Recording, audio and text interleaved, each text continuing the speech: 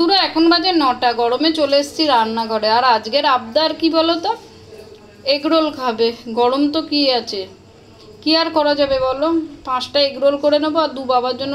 Sonai lifestyle ব্লগে তোমাদের অনেক স্বাগতম আর অনেক ভালোবাসা জানিয়ে আজকের ব্লগটা শুরু করছি। আজকে 13ই জুন বৃহস্পতিবার আর এখন বাজে সকাল 8:10-15।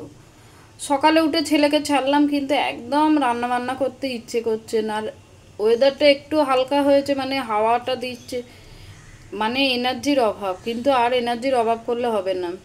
তোমাদের দাদা দিয়ে এসছে, এবার ওর যদি মানে কি বেরোবার না থাকে ও নিয়ে আসবে, না হলে আবার আমায় যেতে হবে।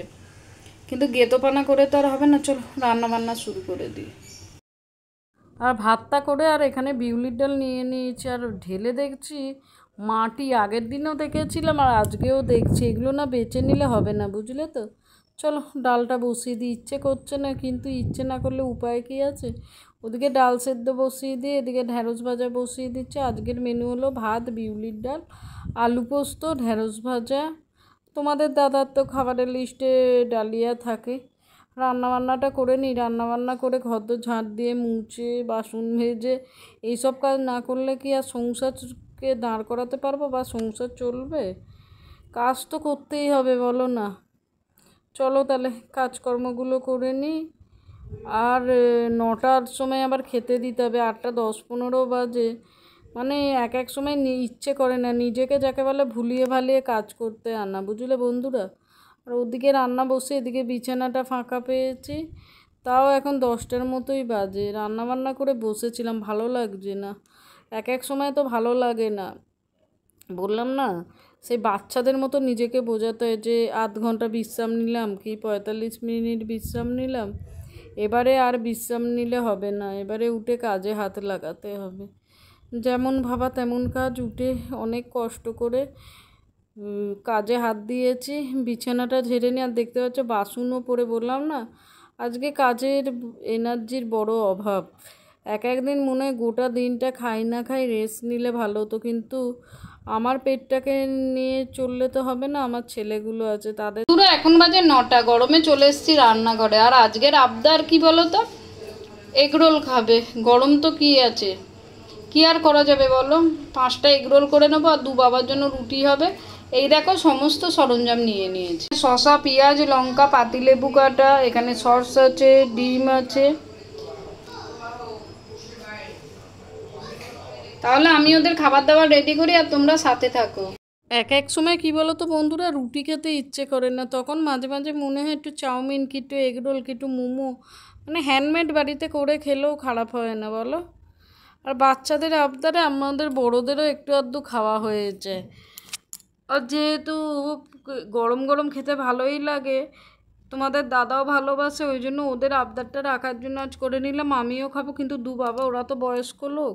আর আগেকার দিনের লোকেরা এই রোল চাউমিন এইসব খেত না। এখনকার জেনারেশান, মানে আমাদের জেনারেশান থেকেই বলতে পারো, এইসবে অভ্যস্ত। আর আমাদের আগের যারা জেনারেশান ছিল তারা ভাত রুটি এগুলোতেই অভ্যস্ত। ওই জন্য সকালের আলু পোস্ত আছে, আর দুটো রুটি করে দেবো, দু বাবার হয়ে যাবে। আর বয়স হচ্ছে বলে এসব রোল টোল মানে তেলের খাবার না খাওয়াই ভালো, বলো না।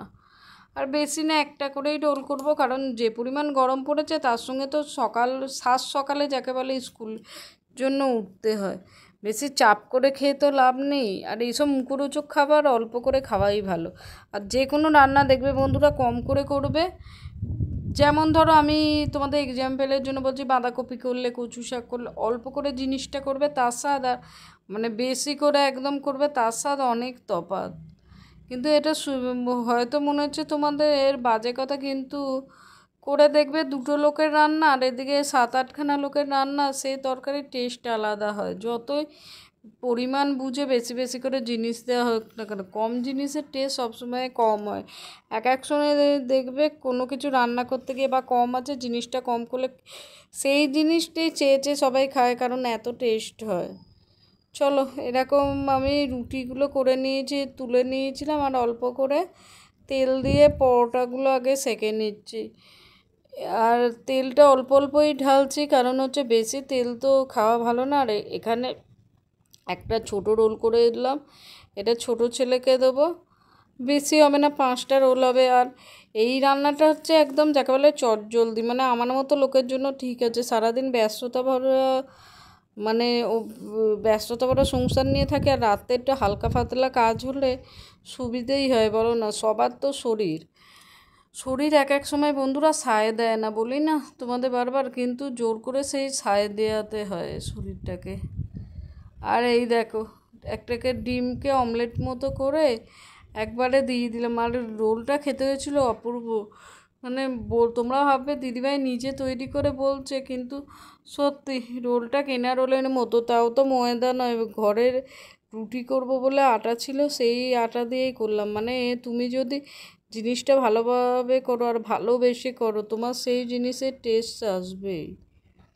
চলো, তার রোল এমন কোনো ব্যাপার না, পরোটা করলে একটা ডিম ভেজে তার ওপর দিয়ে স্যালাড, সস, পাতিলেবু, কাঁচা লঙ্কা খেলে কাঁচা লঙ্কা সমস্ত দিয়ে গোল করে মুড়ে দাও।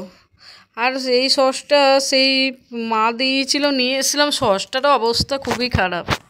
এরপরে তোমাদের দাদাকে বললাম খেলে দিলে নিয়ে আসতে।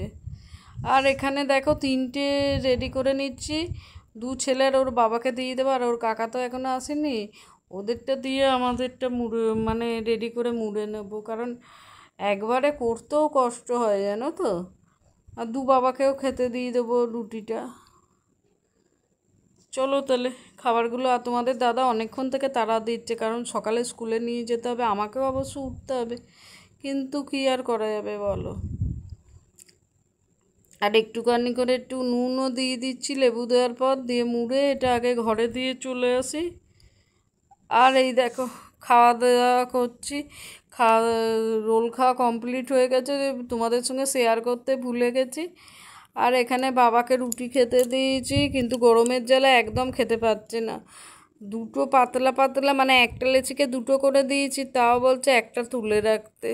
বললাম তুলে রেখে দাও, কালকে দেখা যাবে কী করা যায়। তাহলে বন্ধুরা আজকের ব্লগটা এই পর্যন্ত শেষ করছি। দেখলে তো গরম পড়লো, বাড়ির লোকের আবদার সামলাতে গেলে নিজেকে একটু খাটতেই হয়। তাহলে আজকের ব্লগটা এই পর্যন্ত, দেখা হবে নেক্সট ব্লগে।